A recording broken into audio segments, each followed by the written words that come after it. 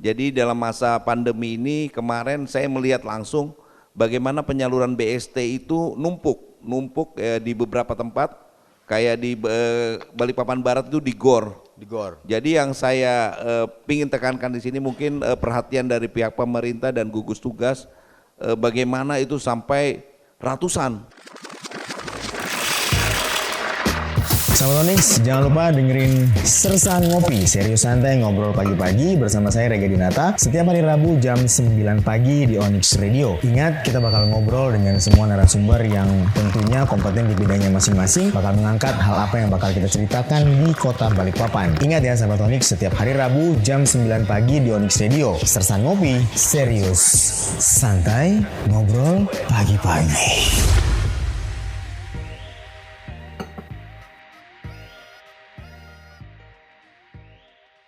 Disiarkan langsung dari Studio 2 Makanja Coffee bersama Rega Dinata pagi ini di Sersan Ngopi, serius santai ngobrol pagi-pagi. Selamat pagi sahabat Onyx, semoga kabarnya pagi ini menyenangkan dan seperti di hari-hari di minggu-minggu sebelumnya ada Rega Dinata yang siap menemani sahabat Onyx di Sersan Ngopi sampai dengan jam 10 pagi dengan narasumber kita tentunya yang sudah siap memberikan beberapa pernyataan soal beberapa pertanyaan yang bakal disampaikan, dan juga ada narasumber pasti kita yang sudah bakal hadir setiap minggunya. Kita sapa terlebih dahulu. Selamat pagi Bang Maulid. Ya, selamat pagi. Selamat pagi. Kabarnya gimana hari ini Bang?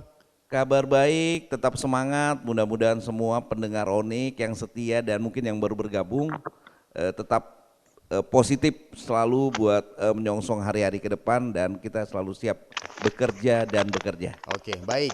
Seperti yang disampaikan oleh beliau, semoga berpikir selalu positif, selalu sehat juga, stay healthy sahabat Onyx, dan masih menjalankan protokol kesehatan.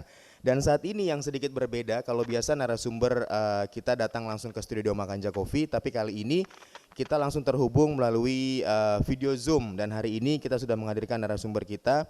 Beliau adalah dari Komisi 2 Bidang Ekonomi, Bang Maulid ya, betul. Kita ucapkan selamat pagi. Assalamualaikum buat Bapak Haji Sukri Wahid. Selamat pagi Pak. Waalaikumsalam warahmatullahi wabarakatuh. Selamat pagi. Pagi, alhamdulillah. Gimana kabarnya hari ini Pak?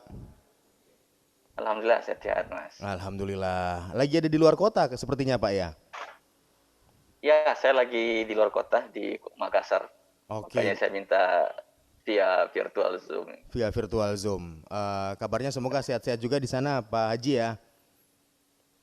Ya, saya lagi sama orang tua saya sedang dirawat, jadi saya pas lagi di rumah sakit nih. Oh, lagi di rumah sakit. Oke, kita doain sama-sama semoga orang tua Pak Haji Sukri Wahid bisa cepat sembuh, kembali beraktivitas seperti sedia kala. Amin ya Allah. Baik. Amin. Pak Haji, nanti kita juga bakal kedatangan lagi, ada beberapa narasumber juga yang nanti bakal ikut gabung sama kita yang sudah ada di Studio 2 Makanja Coffee. Nah, hari ini mungkin tema kita berbicara sedikit tentang BLT atau bantuan langsung tunai yang diberikan oleh pemerintah kepada beberapa masyarakat yang ada di Kota Balikpapan, terutama untuk masyarakat yang kurang mampu nih, Pak Haji ya. Oke, mungkin yang mau kita tahu dari sekarang itu sebenarnya BLT ini kan sudah ada dari beberapa tahun yang lalu ya, Pak Haji ya. Ya, betul sekali. Sudah ada dari beberapa tahun yang lalu, cuman mungkin semakin diperkuat dengan adanya kondisi seperti ini, adanya COVID-19 di Indonesia khususnya di Balikpapan. Jadi sepertinya kayaknya memang benar-benar di blow up yang namanya BLT nih. Kalau dari Pak Haji sendiri, pandangannya nih pribadi, BLT itu sebenarnya yang seperti apa sih Pak Haji? Baik, terima kasih. Jadi sebelum saya lebih lanjut, sebenarnya gini, BLT itu kan program di zaman Pak Presiden SBY. Siap. Begitu Pak Jokowi jadi presiden, formatnya itu dirubah namanya, bukan BLT tapi BST. BST. Ya, bantuan sosial tunai. BST. Yang setiap bulan daftar penerima manfaat itu berdasarkan masukan dari Dinas Sosial yang selalu diupdate oleh Kementerian Sosial, baik yang disebut dengan program Keluarga Harapan dan juga yang menerima sebagai keluarga miskin. Nah, total yang disalurkan oleh pemerintah pusat kepada keluarga di Balikpapan itu berjumlah kurang lebih 11.340 orang. Itu update-annya? Nah, ini baik sebelum pandemi mereka sudah dapat. Oke.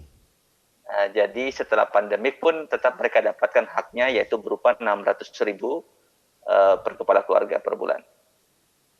Oke, seperti itu Pak Haji ya. Jadi sebenarnya ini sudah ada, Bang Maulid juga ini sudah ada sebelum adanya pandemi juga, karena seperti yang disampaikan Pak Haji tadi mengatakan bahwa dari zamannya eranya Pak SBY udah ada, dan di Pak Jokowi diganti namanya bukan BLT tapi BST, Bantuan Sosial Tunai. Nah, bantuan sosial tunai ini berjangka beberapa waktu sekali sih Pak, atau dalam setahun bisa dapat berapa kali nih Pak? Mereka itu formulasinya dibagi per triwulan, ada juga yang per bulan. Jadi dalam hal ini kantor pos yang ditunjuk oleh pemerintah pusat menyalurkannya, dan itu sudah kita selalu update kok. Contoh yang kemarin BST yang di pandemik itu dicairkan 3 bulan dengan 3 tahap, dan hanya 3 hari selesai di Kota Balikpapan. Hanya 3 hari selesai di Kota Kenapa? Balikpapan. Karena memang sudah punya, registrasinya sudah ada, nama-namanya juga sudah ada.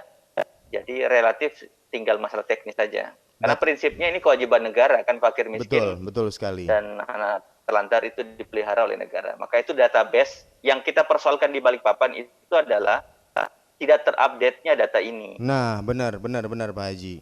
Beberapa Karena orang masih banyak, betul, belum dapat. Yang kedua, orang yang dapat tidak layak dapat itu. Nah, ini yang jadi polemik juga di masyarakat. Kita hold dulu sebentar Pak Haji, saya mau dengar pandangan dari Bang Maulid sendiri nih, karena melihat di masyarakat beliau juga selaku pemerhati kota, mungkin punya sedikit pandangan yang bakal disampaikan untuk kita di sini. Silakan Bang Maulid. Ya, sebelumnya selamat pagi Pak Ustadz, mudah-mudahan Bapak lekas sembuh. Doa kita semua, Pak Ustadz ini sangat profesional sekali. Siap. Sangat profesional sekali, walaupun di sementara lagi menjaga orang tua di Kota Makassar masih bisa ikut bergabung dengan kita. Yang saya pingin tekankan di sini proses penyalurannya. Jadi dalam masa pandemi ini kemarin saya melihat langsung bagaimana penyaluran BST itu numpuk di beberapa tempat, kayak di Balikpapan Barat itu di GOR. Jadi yang saya pingin tekankan di sini mungkin perhatian dari pihak pemerintah dan gugus tugas, bagaimana itu sampai ratusan. Mungkin kan kalau kita kemarin kan bahasanya dari kepolisian mungkin maksimal 150 orang lah ya. Benar. Ini saya lihat di sana sampai 500 sampai hampir 700, bahkan di dom itu sampai luar biasa. Luar biasa. Nah, yang kami takutkan jangan sampai ada timbul klaster baru. Nah, Jadi klaster baru itu bukan bahasa apa lagi, ya klaster ini, klaster penyaluran BST ini. Ya kayak klaster dom, klaster GOR. Nah, jadi mungkin itu yang perlu ditekankan sama objek penerimanya. Karena saya terus terang juga agak miris, ada masyarakat yang merasa memang benar-benar butuh tapi lolos dari mereka penerima. Tapi ada yang menurut kita secara ekonomi mereka masih mapan, masih yang luar biasa, malah mereka yang dapat. Jadi saya rasa mungkin itu yang perlu ditekankan ke depan, bagaimana pihak dari yang mendata, dan juga kita pingin RT yang benar-benar dipilih oleh masyarakat itu benar-benar memberikan data yang valid. Betul. Dan mereka yang tahu lingkungannya itu ini yang pantas, ini yang tidak. Karena saya yakin seandainya RT yang bergerak itu tidak akan terjadi sampai ratusan orang yang numpuk. Kita percayakan RT, satu RT misalnya mewakili 200 kakak, kan sudah nggak banyak. Jadi peran RT dan mungkin juga untuk kesejahteraan RT perlu kita pikirkan ke depan, supaya mereka merasa sebagai perwakilan dari masyarakat mereka bisa bekerja dengan tenang, tapi juga income-nya juga jelas. Sesuai lah ya Bang Maulid. Oke, itu jawaban dari tanggapan dari Bang Maulid nih Pak Haji, tapi sebentar kalau Pak Haji mau menjawab, sabar dulu, nanti kita akan kembali. Karena ini menurut saya sudah mulai masuk ke inti nih berarti Bang Maulid ya, karena mungkin ada beberapa penerapan dari pemerintah pusat yang disalurkan, yang diterapkan ke RT-RT setempat, cuman kadang-kadang di tengah perjalanan ini kadang-kadang ada perubahan secara individu nih ya Pak Haji dan juga Bang Maulid ya, seperti kita tahu ya.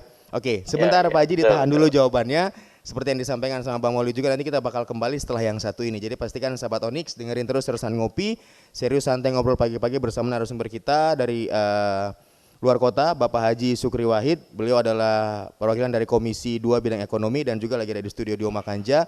Ada Bang Maulid, beliau adalah selaku pemerhati Kota Balikpapan. Nanti kita kembali tetap di sini di Serusan Ngopi, serius santai ngobrol pagi-pagi. Yang saya pingin tekankan, apakah penyaluran yang dari pusat dari provinsi dan penyaluran dari APBD kota itu mereka sama semua, karena saya melihat dan dapat informasi ada mereka menerima semua, maksud saya nggak dipilah-pilah. Ada yang menerima dari provinsi nggak perlu dapat bantuan dari APBD, terus yang dapat dari pusat, karena justru kita ingin tekankan yang benar-benar tidak terjangkau dan tidak mendapat itu yang dapat. Sahabat Onyx, jangan lupa dengerin Sersa Ngopi, serius santai ngobrol pagi-pagi bersama saya Rega Dinata setiap hari Rabu jam 9 pagi di Onyx Radio. Ingat, kita bakal ngobrol dengan semua narasumber yang tentunya kompeten di bidangnya masing-masing, bakal mengangkat hal apa yang bakal kita ceritakan di kota Balikpapan. Ingat ya sahabat Onyx, setiap hari Rabu jam 9 pagi di Onyx Radio. Sersa Ngopi, serius santai ngobrol pagi-pagi.